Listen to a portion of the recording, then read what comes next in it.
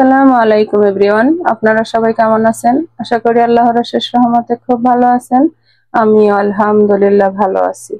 তো আজকের recipe baking soda, baking powder বা ভ্যানিলা এসেন্স ছাড়া কাস্টার্ড কেক বানাবো আমি। তো কাস্টার্ড কেক বানানোর জন্য প্রথমে আমি এখানে এই যে 4টা ডিম নিয়ে নিচ্ছি। বিসমিল্লাহির রহমানির রহিম। পর্যায়ে দিয়ে দেবো মিষ্টির জন্য 1 কাপ, মেজারিং কাপে 1 কাপ চিনি। এখন মিষ্টিটা যে যতটুকু খান অতটুকু দিয়ে নেবেন। এখন একটা হ্যান্ড উইস্ক দিয়ে ভালোভাবে বিট করে নিব। চিনিটা গলা পর্যন্ত মিশাই নিব। এই যে মিশানো হয়ে গেল। এই পর্যায়ে সামান্য একটু লবণ দিব, 1 পিঞ্চের মতো দিয়ে দিলাম। এই যে সব একসাথে মিশানো হয়ে গেল। এখন আমি এখানে দিব এই যে 1 কাপ কাস্টার্ড পাউডার।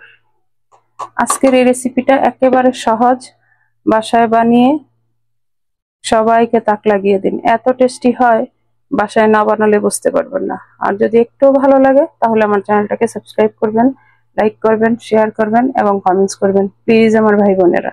এখন দিব 1 কাপ ময়দা, মানে সম পরিমাণে ময়দা আর কাস্টার্ডটা নিয়ে নেবেন। এখন একটু চেলে নিব। এই যে সবকিছু একসাথে চেলে নিলাম। এখন এই পর্যায়ে দিব 1 কাপ গুঁড়া দুধ। এই দুধটা দিতে চেষ্টা করবেন, তাহলে কেকটা অনেক টেস্টি হবে। আর এই কাস্টার্ড পাউডার কারণে আপনার কেকটা অন্যরকম একটা ফ্লেভার আসবে, খেতেও অন্যরকম টেস্ট হবে। এখন ভালোভাবে আমি এই কেকের ব্যাটারটা গোলাই নিব। যে আমার কাস্টার্ড কেকের ব্যাটারটা গোলানো হয়ে গেল, দেখেন। এই যে এখন এই পর্যায়ে দিব আমি 1/4 কাপ তেল। একেবারে ঘরোয়া উপকরণ দিয়েই আজকের কেকটা হবে, তবে দেখতে যেমন সুন্দর, খাইতেও তেমনি টেস্টি হয়। এখন তেলটাকেও ভালোভাবে এটার সাথে আমি মিশাই দিব। আর আজকের কেকটা কিন্তু আমি ওভেনে বানাবো। তেলটাও মিশাই নিলাম। আমি একেবারে A to Z আপনাদের সাথে শেয়ার করলাম, যেন আপনারা ইজি ওয়েতে বানাতে পারেন, কোনো প্রবলেম না হয় আর পারফেক্ট কেকটা হয়। এই যে এখানে একটা আমি কেকের মোল্ড নিয়ে নিলাম হার্ট শেপের, আর অলরেডি আমি এখানে তেল ব্রাশ করে দিছি। এখন আমি এই কেকের ব্যাটারটা এর মধ্যে ঢেলে দিব। বিসমিল্লাহির রহমানির রহিম। আর ওইদিকে আমি আমার ওভেনটাকেও প্রি হিট করার জন্য দিয়ে দিছি।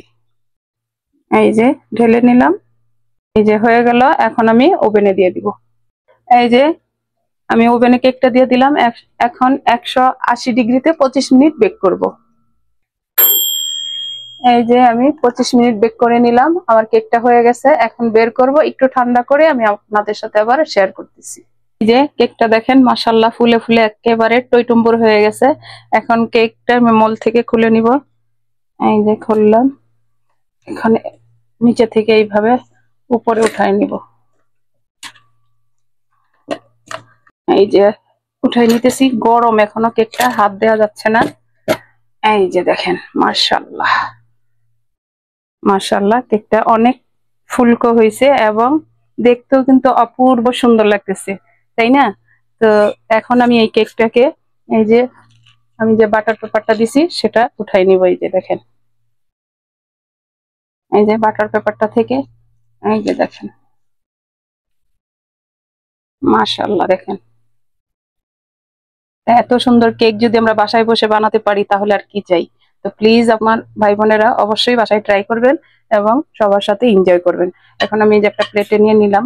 আর দেখেন একেবারে সফট, একেবারে সফট। এই যে একেবারে তুলতুলে। তো এখন আমি কাটবো, কেটে আপনাদের সাথে শেয়ার করতেছি যে আজকে আমার কাস্টার্ড কেকটা কেমন হয়েছে। কেকের উপরে আমি একটু টেস্ট আরো দ্বিগুণ করার জন্য মধু দিয়ে দিব। এই যে সামান্য একটু মধু দিয়ে দিব। তো আপনাদের হাতের কাছে যদি মধু থাকে তাহলে মধুটা দিবেন, আর যদি মধু না থাকে তাহলে আপনারা চিনির পানিটা দিয়ে দিবেন। তাহলে কেকটা সফট হবে আর খেতে অন্যরকম একটা টেস্ট হবে। এই যে হয়ে গেল। এখন আমি কেকটাকে কাটবো। বিসমিল্লাহির রহমানির রহিম। এই যে এই মাছ বরাবর কেটে নিব। দেখেন, বুঝতে পারতেছেন কিনা, একেবারে সফট, মনে হচ্ছে আমি একটা তুলোর কিছু কাটতেছি। এই যে, এই যে দেখেন, দেখেন কেকটাকে দেখে নেন কেমন হয়েছে। এই যে এখান থেকে একটু কাটবো আপনাদের সফট আর কি হতে দেখে যেমনি সফট, এই যে দেখেন, মানে যেমনি দেখতে সুন্দর তেমনি খাইতেও টেস্টি হয়েছে। আর সবচেয়ে বড় কথা, রূপবতী জিনিস। তো যাই হোক, আজকে আমার এই অল্প উপকরণ দিয়ে আমি বানাই নিলাম আজকের কাস্টার্ড কেক।